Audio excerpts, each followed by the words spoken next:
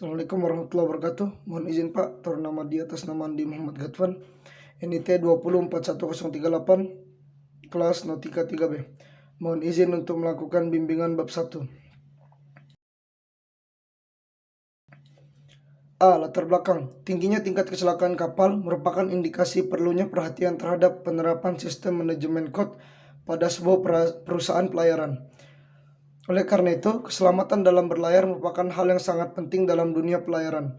Kenyamanan kru di atas kapal dalam beraktivitas sangat berpengaruh terhadap efektivitas kerja kru tersebut. Ada pula beberapa faktor yang dapat menyebabkan kru merasa tidak nyaman dan aman berada di atas kapal, yaitu adanya ombak yang besar, pengaruh angin perairan dangkal, dan tuburukan dengan kapal lain. Sedangkan dari dalam misalnya, kerusakan suatu sistem di suatu kapal, kebocoran pada plat lambung kapal, kebakaran, dan lain-lain. Untuk mencegah timbulnya bahaya kebakaran di atas kapal, maka berbagai cara telah dilakukan. Di antaranya yaitu memberi peringatan no smoking atau danger area pada beberapa tempat rawan kebakaran dan menyiapkan area tempat merokok dengan nama smoking area. Akan tetapi, bahaya kebakaran tetap saja terjadi, bahkan melebihi penyebab kecelakaan kapal lainnya. Hal ini diakibatkan salah satu diantaranya adalah tidak layaknya atau tidak optimalnya alat pemadam kebakaran yang digunakan di atas kapal. Kebakaran yang terjadi di atas kapal juga berhubungan erat dengan perilaku kru di atas kapal, di mana sering timbul kelalaian kru itu sendiri. Di samping penyebab lain, misalnya adanya hubungan pendek arus listrik. Oleh karena itu, betapa pentingnya tindakan preventif terhadap kebakaran dengan mengontrol semua sumber-sumber penyebab kebakaran. Oleh karena itu, maka Badan Klasifikasi menginstruksikan untuk memasang alarm tanda kebakaran atau fire extinguisher pump, hidran, tabung CO2, busa foam, dan lain-lain. Usaha ini cukup membantu untuk menangani kebakaran. Akan tetapi, kenyataan sering terjadi. Alat pemadam yang terpasang tidak mempunyai kapasitas yang mampu memadamkan kebakaran yang terjadi di atas kapal, dan akhirnya kebakaran terus berkembang dan sulit diatasi. Alat-alat kebakaran sangat diperlukan untuk menunjang keselamatan suatu operasi kapal dan harus memenuhi ketentuan-ketentuan yang berlaku.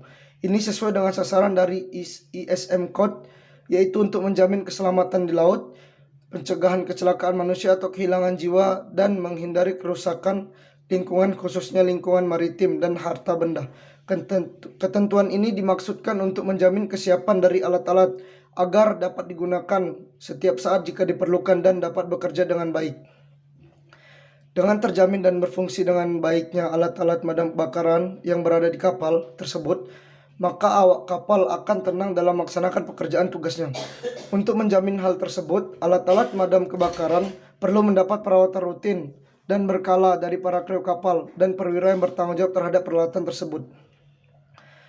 Seperti dalam kasus KMP Tampomas II yang terbakar di perairan Masalembo pada 25 Januari 1981 yang menyebabkan tewasnya ratusan penumpang kapal tersebut. Kejadian bermula pada saat beberapa bagian mesin mengalami kebocoran bahan bakar dan puntung rokok yang berasal dari ventilasi, menyebabkan percikan api di bagian geladak di bawah tepatnya di bagian kendaraan bermotor.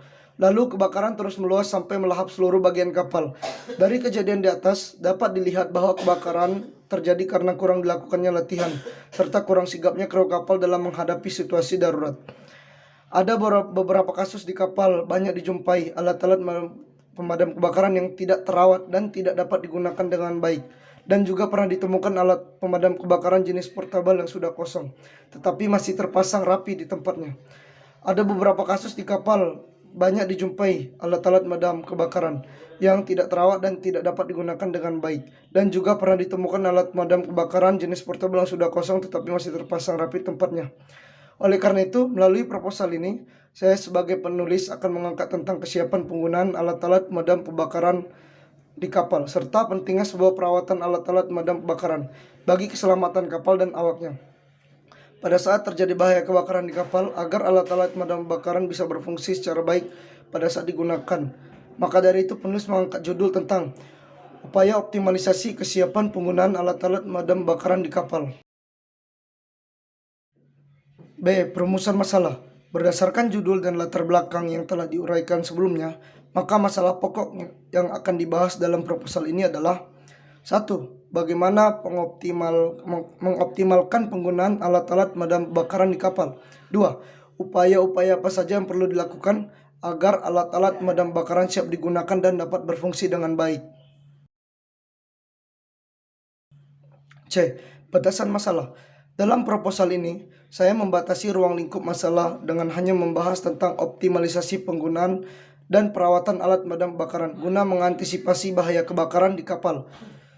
Sedang yang dibahas berkisar 1. Optimalisasi penggunaan alat-alat pemadam kebakaran jenis fix atau jenis portable foam extinguisher agar bisa berfungsi dengan baik pada saat terjadi bahaya kebakaran sebenarnya ataupun pada saat latihan kebakaran atau fire drill di kapal. 2. Perawatan dan pemeliharaan alat-alat pemadam kebakaran secara intensif dan serius. D. Tujuan penelitian.